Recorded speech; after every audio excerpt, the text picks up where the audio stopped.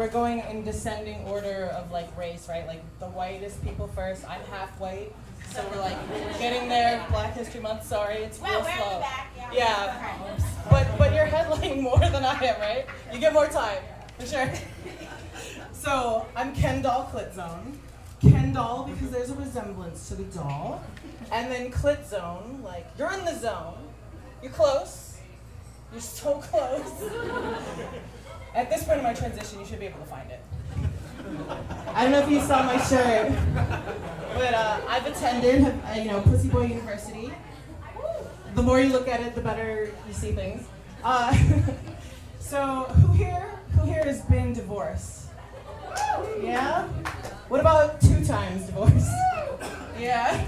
3? Oh, hey! Okay, 2. 3, it's just me and Lisa? Cool. Yeah, my 3rd one just finalized. No surprise. Yeah, so I'm on my 3rd. I'm like really hoping that I get a sandwich soon for the punch card, like. I may or may not be a love addict, I realized. So when I started transitioning, I decided to also try polyamory. So like love addiction, polyamory, testosterone, puberty, great mixture. It's basically you're like a teenage boy with too much sexual capital, right? Because you're like, stuff and you're confident and you have like lesbian sex skills. It's a problem. And then I came to Utah and I was not from Utah, and that's a huge draw, right? Because you're not as traumatized. You're still traumatized, but a different kind. Yeah, so then I had like 7 relationships at the same time, like which was a great idea, And then, you eventually learn, the nice thing with polyamory, you see your patterns pretty quickly. Well, not that quickly. You have the same relationship and break up like over and over and over again. You repeat the class a few times. But, eventually you graduate, like when you're about to turn 40. You figure it out. It's like, oh, if I'm trying to save a young version of my mom, and I'm dating that, a young version of my mom is abusive. That's not a pattern you want to be repeating. Oops. So, it's not funny, it's just true, sorry. So, I wanted to mention, my ex took the dog. We tried to stay together as roommates just to keep the kids together. But they took the dog. Sorry, you have to attend the university if you're going to wear the shirt, that's all I'm saying. But they took the dog, and but when I had the dog, I loved the dog. Do you ever notice what straight guys say to dogs when you walk by? They're like, that's a good looking animal.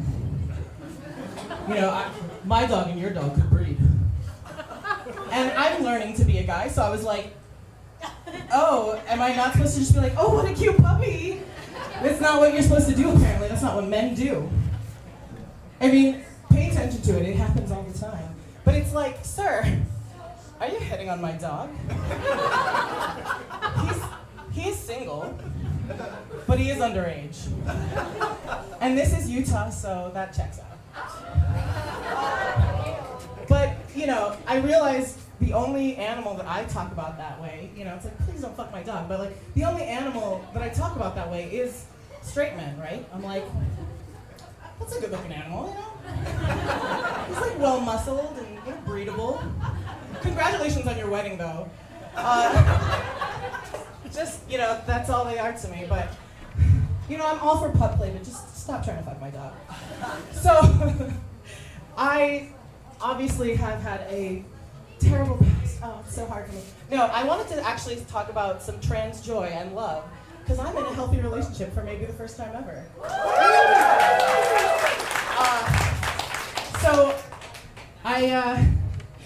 Let me tell you about how we met. So we met on a Grindr hookup, but not with each other. It wasn't a Grindr. Yeah, it was with the roommate. Oops. I love when they tell it, because people will be like, how did you guys meet? Including at a dinner with their ex-girlfriend and her parents. And we answered. It was like, oh, why don't you tell it? And they're like, oh, it was a Grindr hookup, but not mine. They stopped asking questions at that point. I was looking for something, and I was like, I have to cast my net really wide, because I'm trying to catch a cryptid of Salt Lake, right? I'm not trying to catch something that's on apps. This is not going to be at the club. What I'm looking for is something truly strange. I'm looking for somebody that reminds me of my dad, you know, but like, my dad was a nuclear physicist who was maybe like a stand-up comedian working a really, really small niche audience. You know, nuclear engineering, disassembling nuclear weapons, a very niche audience. So I'm looking for somebody like that, you know? They're not gonna be on an app. So I cast my net wide. You know, sometimes you catch some like a drag queen who has an Asian fetish and is like, you know, wants you to be their pool boy, sings Mulan songs at karaoke and then hits on you drunkenly and you're like, well, I caught something new. I'll put it back though. But I'm at this house with somebody that was like a good boy. He was a good boy, not somebody I wanted to date, but a nice, you know, he's like, he talked about Lord of the Rings the whole time. So he was fine. But, and you know, queer men are better at sex, by the way, than any straight guy ever. And any DL guy just feels like you're fucking a straight guy. You're just like, I'm having flashbacks when I look at your boner in khakis. Like, I can't do this anymore. So I was just doing an experiment. But I end up at this house, and so we finally go inside, and we walk in, and this cat looks at me and is like, and the roommate goes, that cat loves trans guys. And I was like, how do you, it's not his cat, by the way. So I was like, how many trans guys are coming through this house that you have this data? So I'm already intrigued about who the roommate is at this point. There's queer flags all over the ceiling. I hear that they keep messing up their roommate's pronouns. Eventually, I end up on the porch later, and the roommate comes out, and everyone's smoking cigarettes but me. And it's a thunderstorm, our eyes meet, romantic, right? And they look at me and they say, I like your pins. And I say, that's a cool Animal Crossing shirt.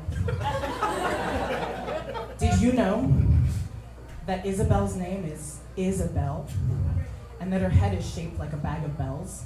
The money source in Animal Crossing, in case you didn't know. And so now we're in love, and we live together. Me and the cat, Willow, we're very happy together. Oh, and my partner, I guess. So yeah, I guess I'm just saying, follow your crotch wherever it takes you, but maybe do some therapy. Thank you.